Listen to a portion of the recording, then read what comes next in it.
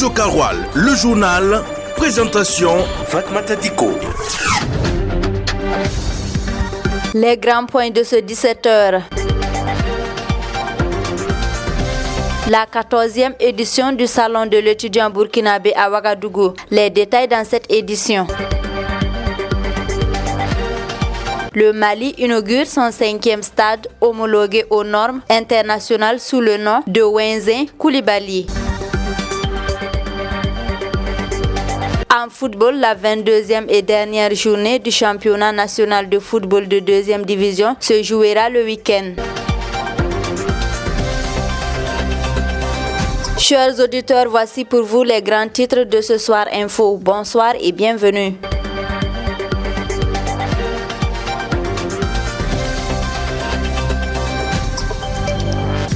On ouvre cette session de 17h par une activité de la Société nationale d'électricité du Burkina, Sonabel. Cette société ouvre un autre pan de son histoire. La nationale d'électricité sensibilise les populations à travers des productions audiovisuelles, une série et un documentaire. Le lancement officiel est intervenu ce vendredi dans la commune rurale de Saba. Des détails avec Yannick Somé. 26 épisodes composent la série télévisée Sonabel. Réalisée en 3 mois, la série connaît la participation des comédiens bien connus du public burkinabé. Elle vise à sensibiliser les populations, à informer sur le fonctionnement de la Sonabel, mais aussi à renforcer le lien entre la société d'électricité et ses clients. Dans certaines villes, les relations Sonabel-clients sont au beau fixe et dans d'autres conflictuelles. C'est donc une série qui va contribuer à gérer ces situations. À cette série s'ajoute un documentaire qui va retracer le parcours historique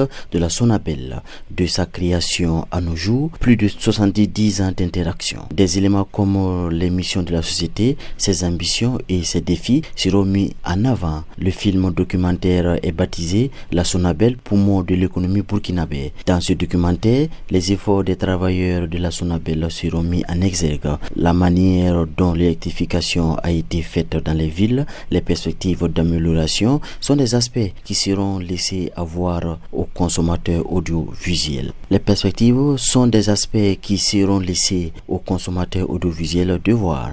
Lancé à Saba, commune à la périphérie de Ouagadougou, les productions audiovisuelles seront disponibles aux populations dans les jours à venir. Et le lancement a connu la présence du directeur général de la Sonabel qui pense que cette innovation va contribuer à rapprocher les citoyens et les agents de la société d'électricité. On parle d'éducation à présent dans ce 17h. Des élèves, étudiants et autorités ont procédé à l'ouverture de la 14e édition du Salon international de l'étudiant le jeudi 1er mai 2025 sous le thème Horizon professionnel à Ouagadougou sous la présidence du ministre de l'Enseignement supérieur, professeur Adjima Chombiano. Les détails de la 14e édition avec Aruna Maïga. Le Salon international de l'étudiant CIE est un événement qui réunit des milliers de participants autour des enjeux d'orientation académique, d'insertion professionnelle et d'innovation. Le ministre en charge de l'enseignement supérieur, professeur Adjima Chombiano, a réaffirmé sa volonté de soutenir toutes les initiatives visant à améliorer l'orientation, la qualité de l'enseignement supérieur et l'adéquation formation-emploi. À l'ouverture de la 14e édition du CIE, il a formulé le vœu qu'il soit pour chacune et chacun une source d'inspiration, de motivation et de confiance pour bâtir des trajectoires professionnelles riches de sens. Ce carrefour de sens et d'opportunités permet aux élèves, étudiants, parents, professionnels et institutions de mieux comprendre les enjeux de l'orientation académique et professionnelle, de découvrir les offres de formation et de valoriser les talents de la jeunesse. Nous proposons des outils concrets pour guider les jeunes vers des métiers d'avenir en phase avec les besoins du marché, a confié Abdulkader Thiemtouré, représentant le promoteur du salon. Thiemtouré a souligné l'importance des partenariats avec les entreprises locales et internationales pour garantir l'adéquation formation-emploi, insistant que c'est aussi une plateforme où la jeunesse expose ses talents, où les parents comprennent les réalités du monde professionnel et où les institutions innovent ensemble. Des stands d'établissements nationaux et internationaux, des ateliers pratiques, un bac blanc spécial et des concours d'excellence sont au programme de cette vitrine académique. Les CIE Tech Lab, espace dédié aux aux innovateurs, à l'intelligence artificielle, au Web 3, attire également les passionnés de technologie durant ces 3 jours du salon. Pour mémoire, le Salon international de l'étudiant existe depuis 2009. C'est un salon qui regroupe les acteurs de l'éducation, de l'enseignement supérieur et de la formation professionnelle. Dans la suite de cette session, l'Autorité supérieure de contrôle d'État et de lutte contre la corruption, ASCLC, a transmis au procureur du Faso un rapport accablant sur un ancien ministre suite à une dénonciation anonyme parvenue à l'ASCLC en février 2023. Selon les résultats de l'enquête préliminaire, plusieurs infractions graves lui sont reprochées. Ce sont blanchissement de capitaux, fausse déclaration de patrimoine et de financement occulte de partis politiques. Plus d'éclaircissement sur cette nouvelle affaire avec Ismaël Konfé. Une dénonciation anonyme parvenue à l'Autorité supérieure de contrôle d'État et de lutte contre la corruption ASCLC en février 2023 fait état d'un enrichissement illicite et suspect d'un ancien ministre. Selon les résultats des premières enquêtes, l'homme politique aurait acquis un espace foncier de 10 hectares à Saba, des biens immobiliers et véhicules et effectué des dépôts bancaires. En ce qui concerne les versements effectués,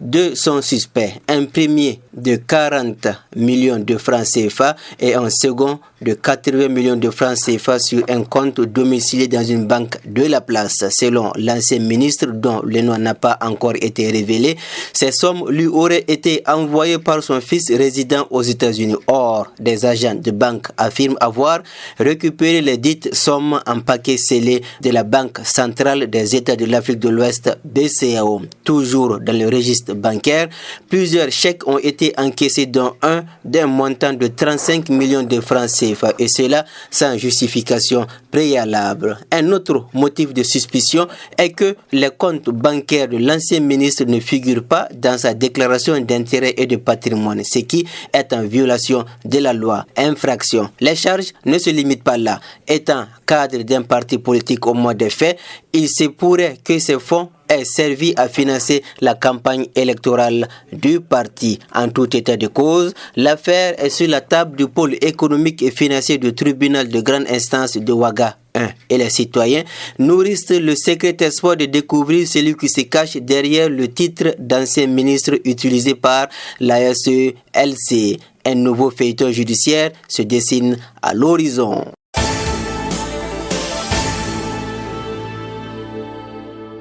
La page internationale de cette session de 17h sera consacrée d'abord au Togo, qui élira le tout premier président du Conseil. La séance de la désignation, qui marquera la transition vers la 5e République, sera faite le samedi 3 mai 2025 avec la tenue d'une séance plénière consacrée à cet objet. Puis nous irons au Mali, qui inaugure son 5e stade homologué aux normes internationales sous le nom de Wenzin Koulibaly. Le développement de ces actualités avec Ismaël Konfé. L'aboutissement de ce processus de réforme institutionnelle caractérisé par la mise en place du Conseil, organe central de la nouvelle architecture parlementaire, sera marqué par 2 sessions. La première à 7h à l'hémicycle du pavillon de l'Assemblée nationale à Lomé, puis la seconde réunissant les députés et sénateurs convoqués à 14h au même lieu. Le président du Conseil est désigné parmi les leaders du parti majoritaire qui est le parti de l'Union pour la République qui a remporté 108 sièges sur 113.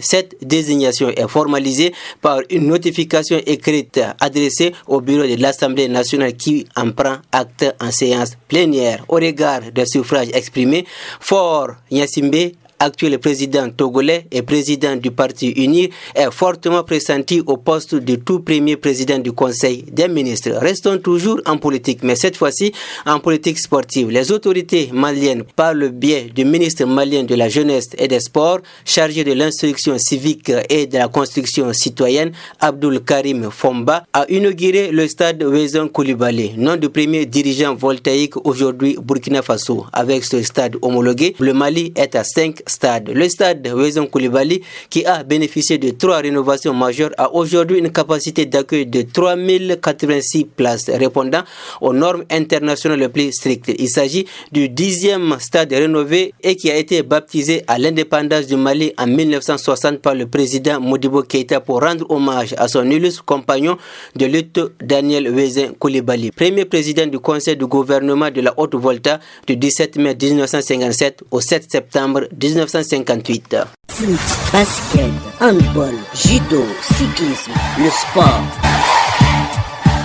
La page sportive de 17h est consacrée à la 22e et dernière journée du championnat national de football de 2e division qui se jouera le week-end, même si on connaît déjà les clubs qui montent en première division l'année prochaine. Dans le pool A, un club doit accompagner Kano du Sud en 3e division. Programme de la dernière journée du Faso Foot League 2 avec Amadou Ly. Dans le cadre de la 22e et dernière journée du championnat national de 2e division, à Coupéla, si le stade municipal ASK à domicile sera face au Sahel FC, 9e du classement de la poule A. Le Sahel FC, s'il veut espérer rester en 2e division, la saison prochaine ne doit pas rater son coup face à l'Association sportive du Kouritenga. Si le stade Naba Bango Izo sera face à un relégué de la poule A, Fada Academy. Si le terrain de Isfa Fakzou contre Kozaf, 10e du classement de la poule A. Si le terrain de EFO AS Police sera face au leader et promis déjà en Ligue 1 CFEB, si le terrain de EFO. Et Léopard 5 Amizou contre Association sportive de Ouagadougou sur le terrain du RCK. À Koubri, Sporting Koubri sera face à un relégué de la poule A, Canon du Sud. Dans le poule B,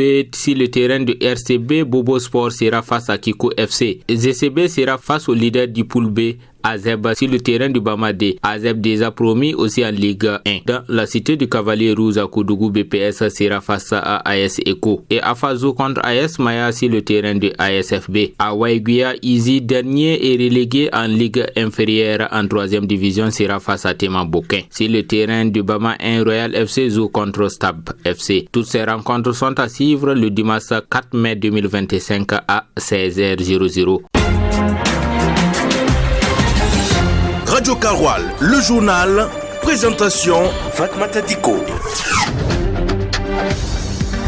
Chers auditeurs, c'est la fin de ce soir info. Merci à vous de l'avoir suivi. À la manipulation technique, c'est Relwende Désiré Ninchema. Ismaël Konfé vous retrouve en version Fulfulde et quant à moi, je vous souhaite un excellent début de week-end.